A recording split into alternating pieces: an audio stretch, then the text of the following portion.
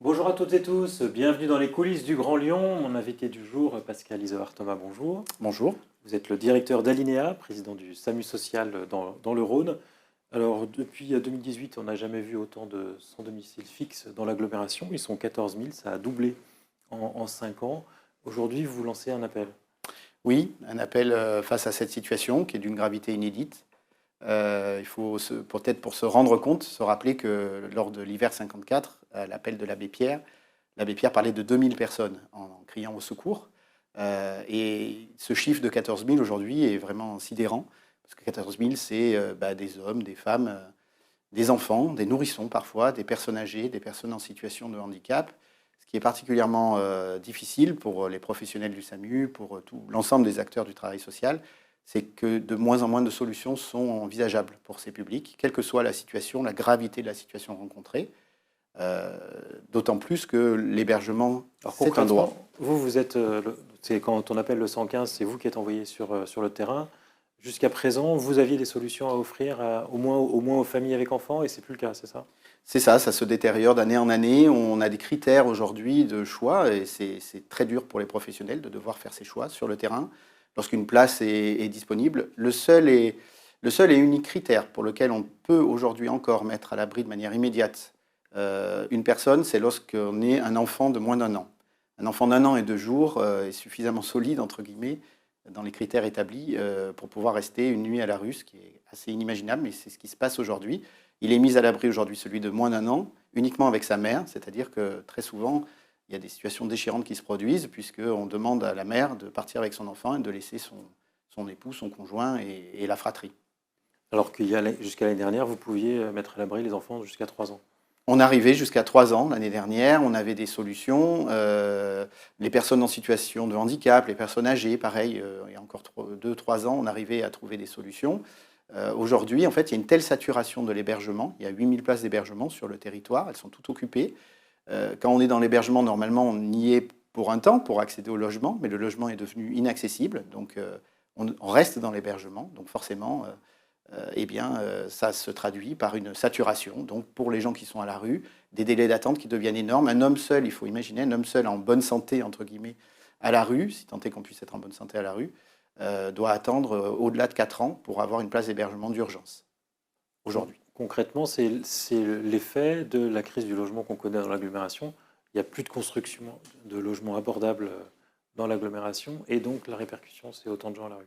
C'est effectivement, structurellement, c'est lié à une absence de logement abordable et aussi les difficultés que rencontre le logement social. C'est aussi lié au fait que pendant des années, on arrivait à trouver des solutions là, dans les années qui précèdent parce qu'on avait encore un effort de l'État pour créer de l'hébergement d'urgence. Aujourd'hui, on a atteint un seuil que l'État dit être un seuil haut. Ils ne veulent plus créer de places d'urgence. Là, on vient de le voir avec le vote par le Parlement de la loi de finances sur la sécurité sociale, où on avait demandé, nous, les associations, puis il y avait même eu des amendements qui avaient été passés de manière transpartisane en commission des finances, c'est-à-dire avec l'appui de la majorité et de l'opposition, pour avoir 10 000 places d'hébergement supplémentaires sur le territoire. Voilà, le gouvernement a refusé ces amendements et aujourd'hui, donc, nous n'avons pas de création de places d'hébergement d'urgence en dépit de cette situation critique que je vous décris.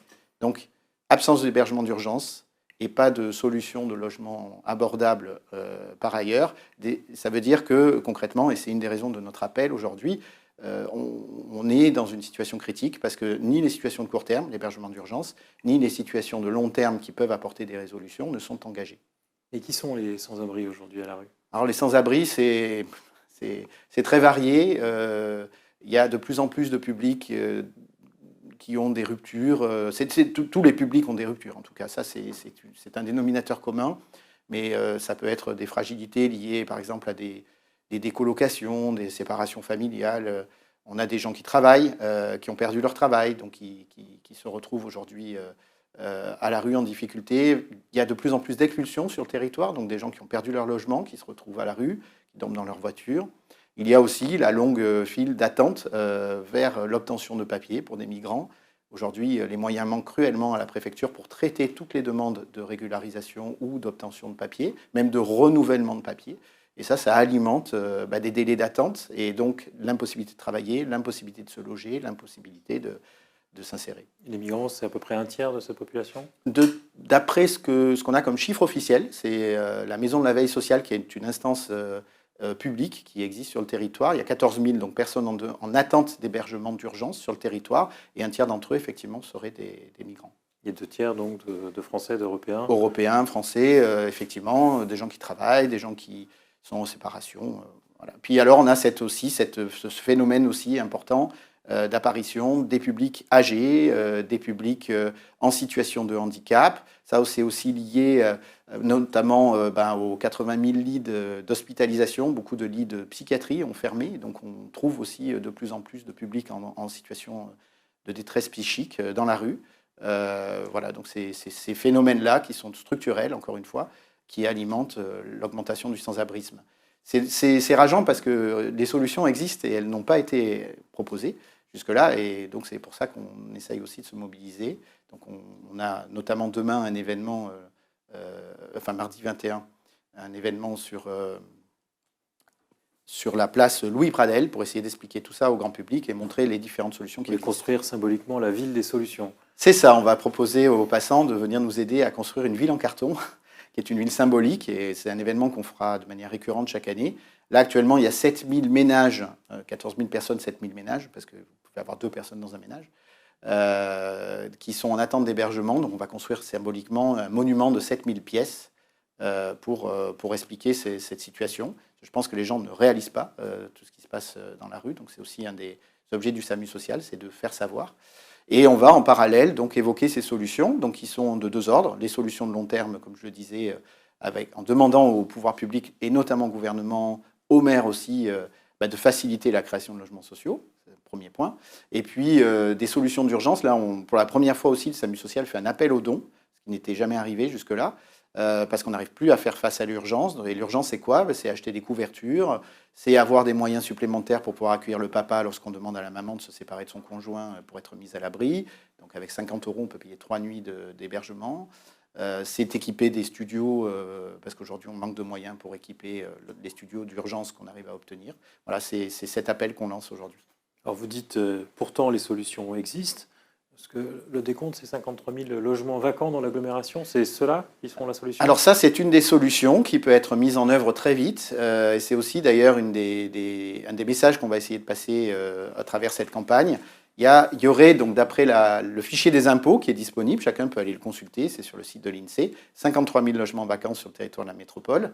Et nous, les acteurs associatifs, lorsqu'un logement nous est confié, on peut débloquer des fonds auprès des pouvoirs publics pour pouvoir garantir aux propriétaires l'entretien, la remise en état même, la gestion locative, la gestion aussi d'éventuels troubles qui pourraient arriver, même si c'est très marginal dans notre activité. Et donc, sous réserve que le propriétaire accepte de laisser ce logement pendant une période assez longue, puisqu'on parle de 9 ans en gestion auprès de ces associations comme Alinéa. Et ça peut offrir des solutions immédiates. Ce qui est une politique qui est plutôt en échec. Globalement, ça marche de moins en moins. Actuellement, c'est vrai qu'on a beaucoup de mal à faire connaître cet outil. Il est complexe. Et ça, c'est vrai qu'on espère aussi des pouvoirs publics une simplification. Beaucoup de propriétaires se découragent quand ils voient la paperasse à remplir pour pouvoir réaliser cette opération. Et là, les associations sont en train de se réunir et travaillent de main dans la main avec la préfecture localement et la métropole, et puis aussi l'entreprise des possibles, qui est une initiative des entreprises du territoire, pour essayer de réfléchir à débloquer tout ça, et puis surtout d'engager un système qui rende facile la mise en œuvre de cet outil. Un mot pour finir sur les responsabilités. Il se renvoie facilement la balle entre la préfecture, qui a la compétence de l'urgence, la métropole, qui a la compétence du logement social.